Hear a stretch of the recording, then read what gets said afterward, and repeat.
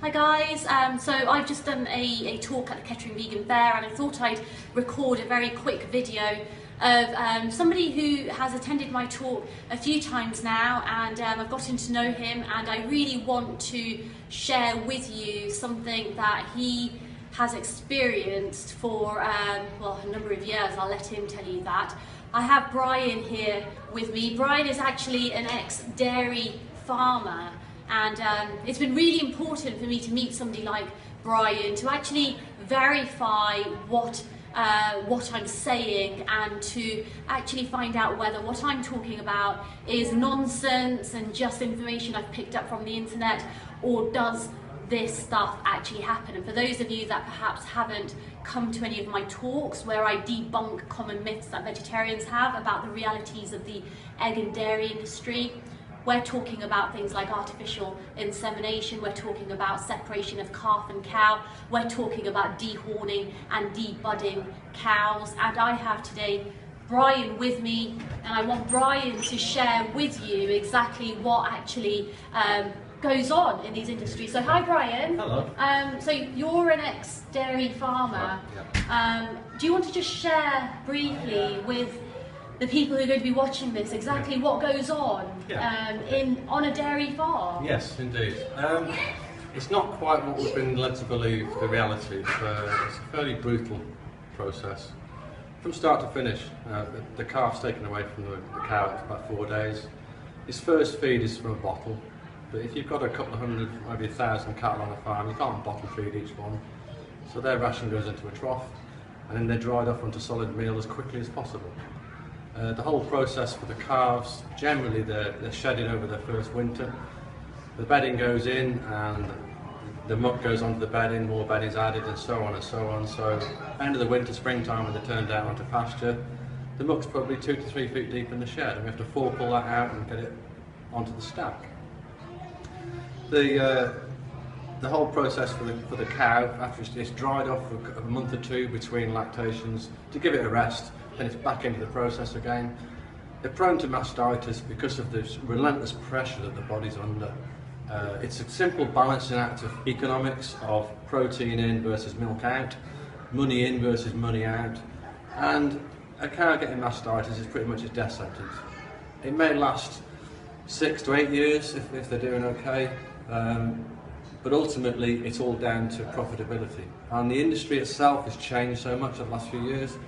The national head count of cattle has remained the same, even though about 50% of dairy farms have closed. They're getting bigger and bigger, with fewer and fewer farms and more cattle, and it's become a mass industrialised process. And there is no real sense of us ever been involved in this anymore, because it's not sustainable and it's not ethical. We've now got raw milk been travelling 150, 200 miles for processing, come back as a finished product another couple of 100 miles. So your supposed fresh milk on your shop shelf is probably 3 to 4, maybe 5 days old by the time it gets to you. So it isn't quite what it's made out to be. The adverts don't give you the true picture.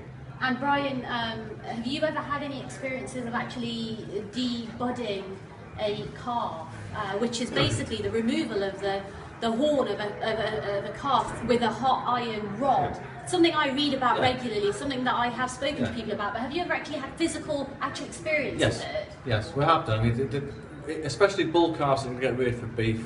The process is they'll be debudded first to get rid of the horns, playing like a hot soldering iron into the top of the skull to effectively kill the horn from growing. Are they given any anaesthesia for this? Painkillers? Nothing, no.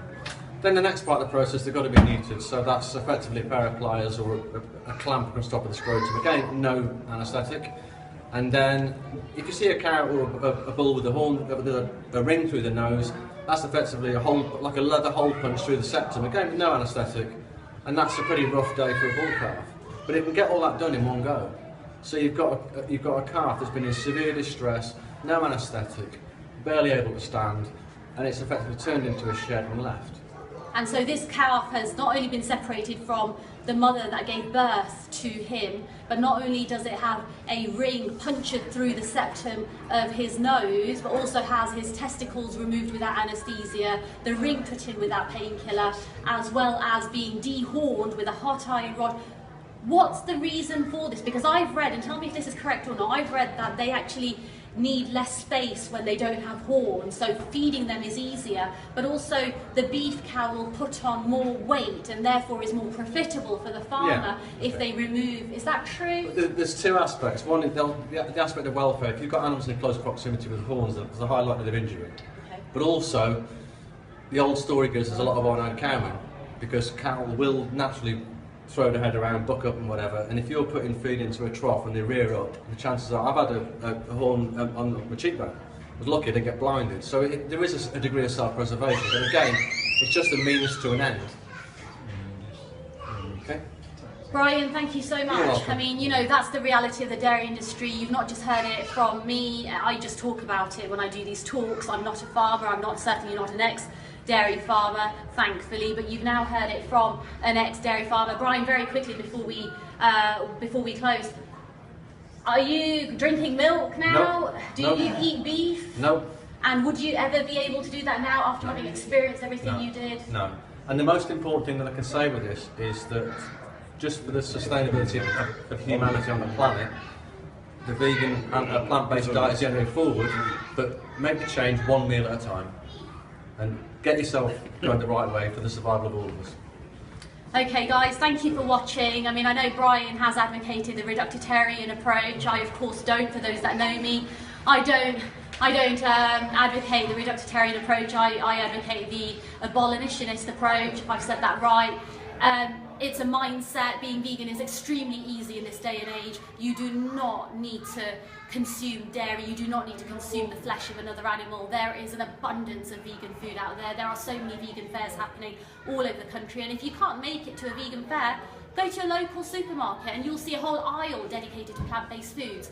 It's healthy, it's friendlier for the environment, and for goodness sake, it is so much better for the animals. Don't let your taste buds dictate their suffering. Thank you for watching. Follow me on Facebook. It's Imperfectly Vegan. It's IMPERFECTLY. Vegan is VGAN, so it's Imperfectly Vegan. I'm on YouTube as well, so follow me, subscribe to my channel, and I'll see you next time. Thank you.